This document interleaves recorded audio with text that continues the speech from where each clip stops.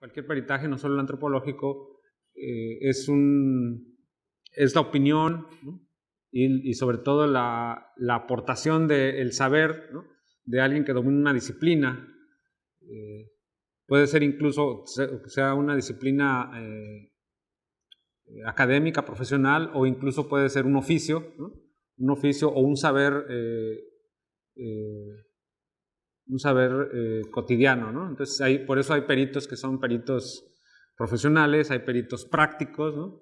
Hay peritos pues sí, que aunque no hayan estudiado, conocen algún oficio y pueden ser llamados a opinar, ¿no? sobre algún asunto de controversia jurídica. Lo que decíamos es que el derecho moderno, el derecho constitucional, que es el que nos rige aquí en México, surge en una época en donde es necesario distinguir, ¿no? la evolución de la sociedad, ¿no? que se declara moderna, en contraste con otro tipo de sociedades que son primitivas, y el Estado de Derecho se instaura. Hay un libro de Peter Fitzpatrick, se los recomiendo mucho, que se llama La mitología del derecho moderno. Ahí él explica de qué manera se constituye el Estado de Derecho en la época moderna, contrastándose con el estado de naturaleza, ¿no?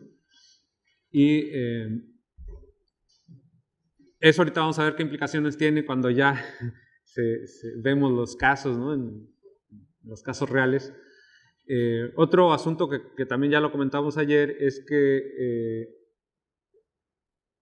este derecho moderno, bueno, se expresan dos grandes corrientes: el derecho inglés o el common law y el derecho positivo, que viene más de una tradición romana y que es el que está vigente aquí en México, ¿no? El derecho positivo. Y ahí esto sí es como decisivo, ¿no? en el ejercicio de la justicia en México, porque el derecho positivo lo que te dice es que solamente son válidas las normas que han sido generadas por el propio Estado o por el aparato legislativo. Esa es una característica que determina que es decisiva para la forma en que resuelven los juzgadores, ¿no? Casos que se les presentan. O sea, tienen que juzgar con base en la norma que está legislada. Ese es su campo, no pueden escaparse de ahí. En contraste con una realidad, al menos en México y en otros muchos países, donde hay pluralismo jurídico. Pluralismo jurídico entendemos que en un mismo territorio hay diferentes sistemas jurídicos o diferentes normas que rigen el comportamiento de las personas. Por lo regular, en sociedades tradicionales o en este caso en pueblos indígenas, muchos asuntos no se resuelven considerando si se violó o se respetó una norma, sino que más bien se resuelven a través de los intereses de las personas, ¿no? O sea que cuando hay una controversia, una disputa por bienes, disputa por, no sé, por ofensas, lo que se busca es llegar a arreglos, ¿no? O sea, que se satisfagan los intereses de las personas más que el cumplir rígidamente con una norma, ¿no? Y a eso Laura Nader les llama procesos de disputa, ¿sí? Porque lo importante es resolver, ¿no? Resolver la disputa. Y esto es una corriente que se llama procesualista, ¿no? En donde lo importante en el ejercicio de la justicia es cómo se desarrolla los intereses de las personas y no quién tiene la verdad o no, esas cosas. Bueno, entonces entramos previamente también al peritaje. Pasamos la siguiente lámina. Sí, así como ayer, sí es importante tener en cuenta, no vamos a revisar toda la legislación, pero sí al menos un artículo de la Constitución Política, el artículo 2, bueno, y un párrafo, y después otra del Código Penal, para ubicar cuál es el espacio del peritaje, o sea, dónde está su ámbito de competencia, ¿no? Como se dice. Les digo, esto está en el artículo 2, donde se reconoce el derecho de las comunidades a su libre determinación y autonomía, y entre otras cosas dice que tienen este derecho, ¿no? A acceder a la jurisdicción del Estado.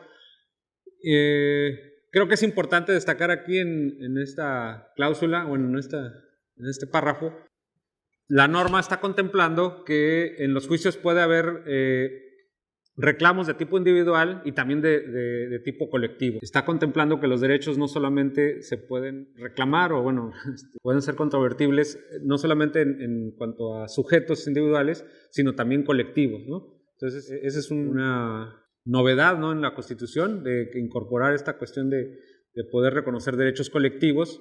Enseguida, cuando dice que se deberán de tomar en cuenta sus costumbres y especificidades culturales, respetando los preceptos de la Constitución, el derecho se apertura hacia nuevas problemáticas legales, hacia la diversidad, hacia la discusión que hay sobre el multiculturalismo, etcétera, el pluralismo, pero al mismo tiempo le pone candados, ¿no? Es lo que se le llama candados, de que estos derechos que se van a reconocer dicen que tienen que estar apegados a la Constitución, ¿no? Entonces se les llama cláusulas de constitucionalidad, vulgarmente candados, ¿no? Pero sí son como acotaciones a la norma. Si la Constitución, por ejemplo, es, como se dice ahora, es parte también de los tratados internacionales, ¿no? Más bien los tratados internacionales son entendidos como parte de nuestra normatividad, pues el criterio puede ser bastante amplio, flexible, ¿no? Muy sano, pero también puede haber un criterio contrario, ¿no? De que como a lo que dice ahí es que se tiene que apegar a la Constitución, ¿no? Y si el criterio del juez es apegarse a un artículo determinado, pues entonces en lugar de ampliar la interpretación, la va a cerrar. Quisiera leerle una forma de interpretar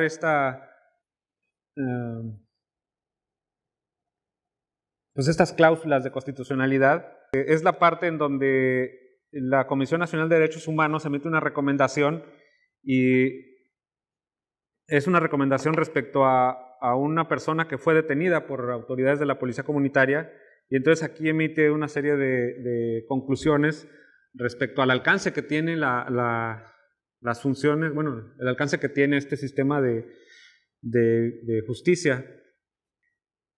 De acuerdo con el análisis lógico jurídico de los hechos, o sea, de una privación de la libertad que hizo la Policía Comunitaria, dice, y las evidencias que dieron origen al expediente, concluye que la Procuraduría General de Justicia del Estado de Guerrero ha sido omisa en la procuración de justicia, lo cual se traduce en que se han violentado los derechos humanos de la libertad del del agraciado, a no evitar la continuidad de la privación de la libertad de la cual es objeto por parte de la autodenominada Policía Comunitaria, quienes jurídicamente tienen el carácter de particulares.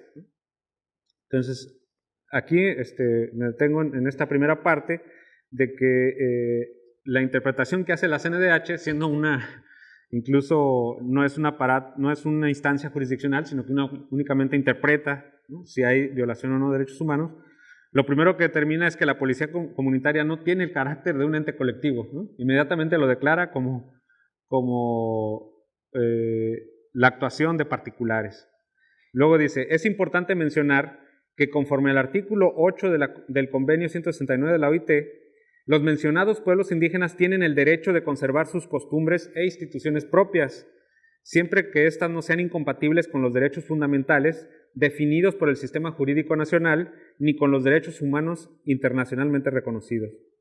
Igualmente, de conformidad con el artículo 9 del 169, en la medida en que ello sea compatible con el sistema jurídico nacional y con los derechos humanos internacionalmente reconocidos, y aquí lo subrayo, deberán respetarse los métodos a los que los pueblos interesados recurren tradicionalmente para la represión de los delitos cometidos por sus miembros, y las autoridades y los tribunales deberán tener en cuenta las costumbres de dichos pueblos en la materia.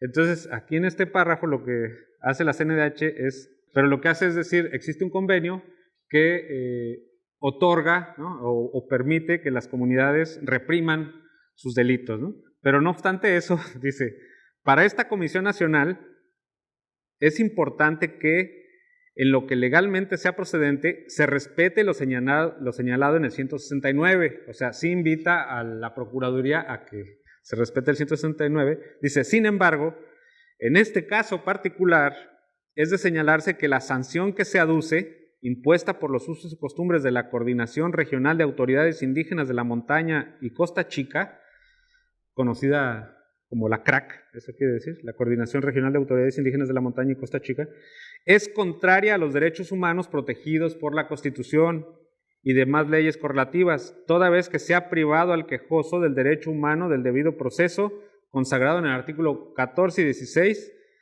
el cual determina que solo una autoridad reconocida y legalmente facultada para ello puede afectar a un particular en su persona o en sus derechos previo procedimiento establecido en la ley. Entonces, en resumen, la CNDH acepta que hay un convenio internacional, ¿no?, que reconoce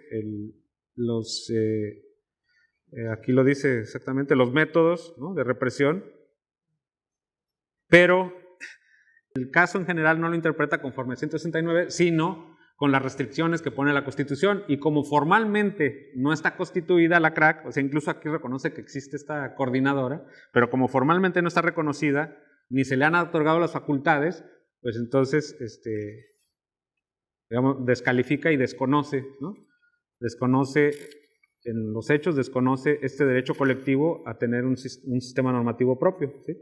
Basado, o sea, creemos, o sea, hay una serie ahí de elementos que permitirían creer que sí es legítima la institución indígena, pero finalmente le aplica esta cláusula de constitucionalidad y se queda como atorado en el formalismo de la norma para, pues sí, para descalificar su actuación.